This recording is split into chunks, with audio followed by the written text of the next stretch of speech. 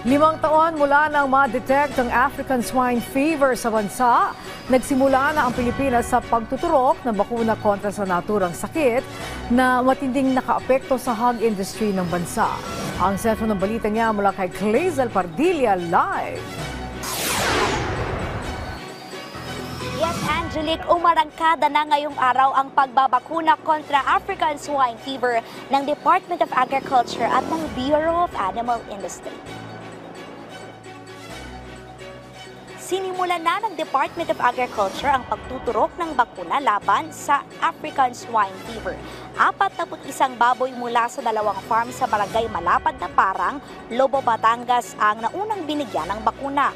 Pawang mga palakihing baboy ito, 4 na linggong gulang pataas at nagnegatibo sa ASF virus. 14 na araw matapos turukan ng bakuna, kukuhanan ng dugo ang mga baboy. Mahigpit na babantayan ang kondisyon upang malaman kung epektibo talaga ang ASF vaccine. Pagka nabakunahan, magpo-produce ng antibody yung mga baboy. Pagka pumasok muli ang dito sa ganitong farm, yung virus, ay may panlaban na ang baboy laban sa ASF.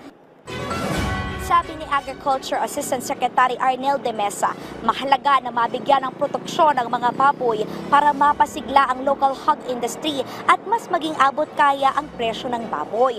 Alinsunod ito sa direktiba ni Pangulong Ferdinand R. Marcos Jr. na tugunan ang kasapatan ng pagkain sa bansa.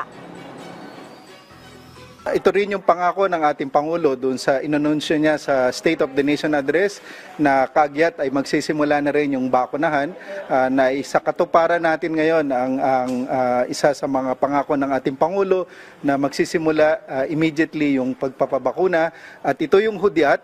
At sunod-sunod na ito from Lobo, it will cover the whole of Batangas at inaasahan natin yung ibang lugar, lalo na yung mga maraming cases ngayon ay susunod na rin. 10,000 doses ng ASF vaccine ang inilaan para sa probinsya ng Batangas. May darating pang 150,000 doses sa susunod na linggo. Bahagi ito ng kabuuan na Controlled Vaccination Program ng ahensya. Laking pasalamat ang hog raiser na si Vicente Manalo matapos mabakunahan ang kanyang mga alagang baboy. Halimbawang safety yung baboy ko. Tapos yung pati yung mga kukuha, alam na safe din. Kaysa hindi po natin alam kung may tama ba o wala.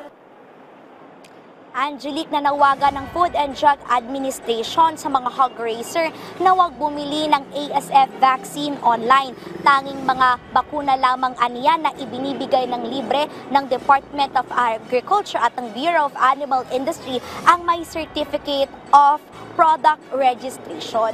Baka kasi imbes na makagaling, Angelique, ay magdulot pa to lalo ng sakit kung hindi lehitimo yung ituturok na bakuna sa mga alagang baboy. Yan ang muna ang latest mula rito sa Batangas. Balik sa'yo, Angelique. Yes, Clay. Paano nga ba napili itong farm na ito o yung mga baboy na binakunahan at naging bahagi ng control group?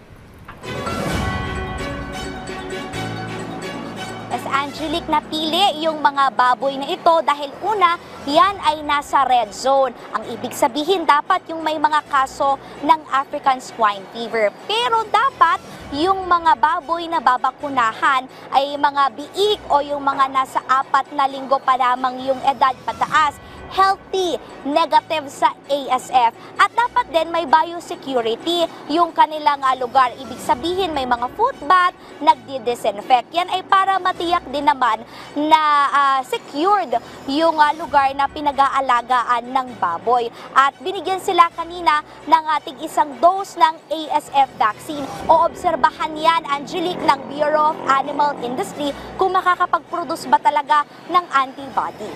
Angelique? Okay, maraming salamat sa iyo, Clazel Pardilla.